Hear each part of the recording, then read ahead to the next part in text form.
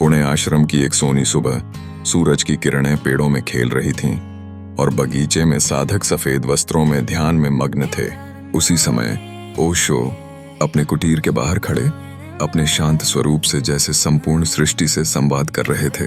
उनकी उपस्थिति में एक अद्भुत शांति और ऊर्जा का संचार था। एक युवक बेचैनी से भरा उनके पास आया। उसकी आंखों में एक सवाल था और वह बोला, भगवान, मेरा मन कभी शांत नहीं रहता। मैं हमेशा भविष्य की चिंता या अतीत के पछतावे में खोया रहता हूँ। ओशो की मुस्कान में गहराई थी। उन्होंने पूछा, क्या तुमने कभी देखा है कि नदी कैसे बहती है?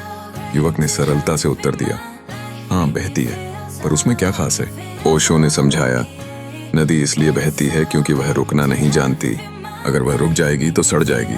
तुम्हारा मन भी वैसे ही है, उसे बहने दो, उसे मत रोकना, बस देखो। तेरा यह साधारण सा संवाद युवक के लिए एक गहन ज्ञान की ओर संकेत था। ओशो ने कहा, ध्यान कोई काम नहीं, ये तो एक अवस्था है। जब तुम देखना सीख जाओगे बिना निर्णय के, तब शांति अपने आप उतर आएगी। युवक ने इस सलाह पर ध्यान करने का निर्णय लिया।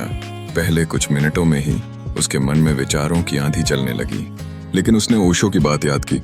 बस देखो। धीरे धीरे उसने बिना दिशा के देखना शुरू किया और कुछ ही पलों में सारा हाहाकार थम गया। उसे एक अद्भुत सन्नाटा अनुभव हुआ। जब उसने अनुभव किया कि अस्तित्व के उस क्षण में न विचार थे, न आवाज, सिर्फ एक शांति। वह उत्साह से ओशो के पास लौटा और कहा, भगवान।